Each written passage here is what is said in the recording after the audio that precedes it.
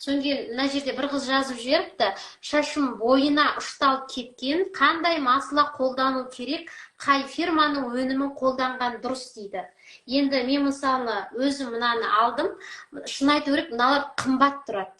Алдында бір жаңағы гумон деген нені тағы да басқа бір неше түрлі бутиктер бар ғой. Мен Азия косметикс бар, гумон бар, әйтеуір сондай неше түрлі косметика сататын жерлерге кірем. Сол кезде осындайды бірнеше рет алғанның өзінде 13 мың, 14 мың теңге тұрады ғой. Сол кезде енді одан басқа мысалға тағы қандай нелер, тағы фирма дейді, өзің қолданып жүретін сондай бір нақты өнімдер бар ма?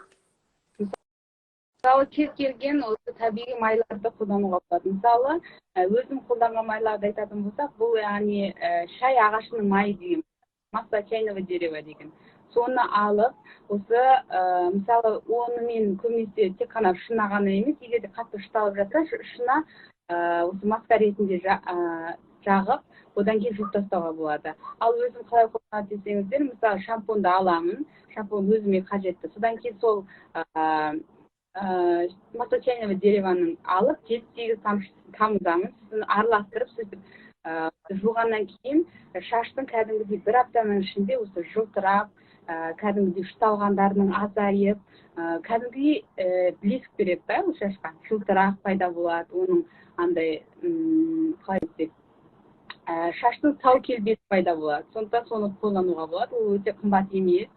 Аптекаларда сатылады, мысалы, миндальный масла дегендерді қолдануға болады, яғни бадамның майлары, солардан да жасауға болады, яғни жетімді майлар арқылы да. Түсінікті. Енді бұл майларға байланысты арнайы бір видеолар түсіру керек екен. Негізі менің ойымша. Себебі жаңа айтып отырсың, бір алып оны басқа тағы бірдеңкелермен қосып дегендей. Сосын мына нәрсені айта кетейікші, енді өте қарапайым. Мына маслаларды айттым ғой мен жаңа, 13 мың, бутиктерде 13 мың, 14 мың, азының өзі 10 мың теңге тұрады. Сосын менің шашым ұзын ғой, енді ол кішкене бір-екі пайдаланғаннан кейін жоқ болып кетеді. Енді мен мысалы мына майсана майын алдым, аптекадан 250 теңгеге алдым. Осы майсана майын алып өзімнің шашымның түбіне жақтым, және шашымның ұшына жағып қойдым. Сол кезде менде кәдімгідей таңғалатындай эффект болды да, шашымның түбіне бір рет жаққаннан кейін кәдімгідей былай балапан шаштар өсе бастады да, мен үшін бір таңғалатын дүние болды. Содан кейін мен бұны ұшына да жағып қойдым. Тек, мысалы, маған аптекадағы берген кісі айтты, осыны сатқан кісі. Сіз деді, мынаның тек үнемі қолдана беруге болмайды деді. Ал енді мысалға YouTube тағы басқа жерлерде мен қыздарды көремін ғой, неше түрлі жаңа шаш күтімі туралы нелерді салады дегендей. Мен мысалы маскаларды салған кезде мен ойланам.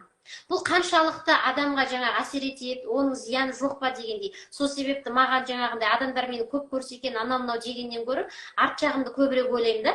Мысалы, осыны мысалы 290 теңге. Ана 14 мың, 15 мың қалғанына қарағанда. Мысалы, осыны қанша уақытта пайдалануға болады? Мысалы, майлы маскалардың өзінің қолдану яғни тәртібі бар. Мысалы, шаштың түбіне қолданған кезде оларды жиі қолдануға болмайды. Мысалы, айына бір рет, көбінесе егерде қатты зақымдалған шаштар болатын болса, да бір рет қолдануға болады. Өйткені май, бұл яғни ол бәрібір майлы құрам болып табылады. Біздің шаштың түбімізде де май бездері бар. Ол май бездері осы майлармен беті жабылған кезде бүкіл тесіктер, поралар жабылады да бастағы. Одан кейін оны жақсылап жуып тастау керек маскадан кейін. Жақсылап жуып тастамаса, ол бір масканың үстіне 2 маска, сөйтіп бір күніге қолданатын болсақ, мысалы аптасына бір рет қолданатын болсақ, ол үсті-үстіне бастасып, одан кейін поралардың бітелуіне әкеліп, ол жерде кәдімгідей іріңдіктер, безеулер пайда болуы мүмкін. Шаштың құрамы, фолликулалары бұзылуы мүмкін, қайқақтануы мүмкін. Сондықтан бұл майлы маскаларды көбінесе осы шаштың ұшталған жағына қарай қолданған дұрыс негізі. Бірақ түбіне де қолдануға болады, айына бір рет деген сияқты. Көп қолдануға қажет. Ал бағана пияздың, жұмыртқамен, күріштің суымен деген маскаларды түбіне ойланбастан қолдануға болады.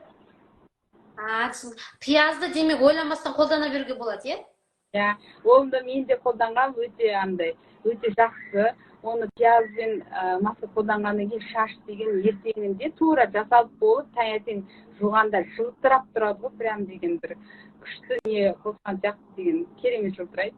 Рекламадағы шаштай болады ғой шаштарың. Иә, маған да ұнайды. Мен соны мысалы қолданған себебім, мысалы мен өзім мынандай, мен қыздарға да айтам, сіздер оны жаңағындай біреулердің кеңестен тыңдап осындай бар екен деп бірден қолдана салмаңыздар деп. Ол қалай болады? Ол сіздің организміңізге жаға ма деген дүниені де қарау керек. Мысалы мен соны пияздың маскасын қолданғанда, бір шынымен кішкентай қыздың шашы түсіп қалған ғой. Сол масканы қолданғаннан кейін ол шашы шығыпты. Сол нәрсені өзім құлағыммен естіп, көзбен көргеннен кейін барып, мысалы соны қолдандым. Сосын, ал енді күріштің маскасын мен үнемі шашын жуғаннан кейін жуам. Үнемі жуып жүрмін, бірақ сол күріштің маскасынан бір зиян көрген емеспін да. Сол себепті мына табиғи күріштің маскасы, жаңағы пияздың маскасы, дәрігер осы құрбым айтып отырғандай, демек одан бір соншалықты қатты қорқудың қажеті жоқ екен. Сосын мынаны жарайды, оны аз қолдану керек. Мен сонда бұны шамасы өз ойым түсінігім бойынша бір айда бір рет немесе бір 2 айда бір рет солай сирек қолданамын. Бәрібір енді қанша айтқанмен оның қолымда тимей кететін уақыттар болады дегендей. Мынаны енді ұшына енді бір 2 аптада бір рет болсын, жай ғана ұшына енді жаға беруге болатын шығар. Жаңа 14-15 мыңның масласының орнына. Әрине, бір аптада бір рет жағуға болады ұштарына, ұшталғандар болса. Жақсы. Мына жерде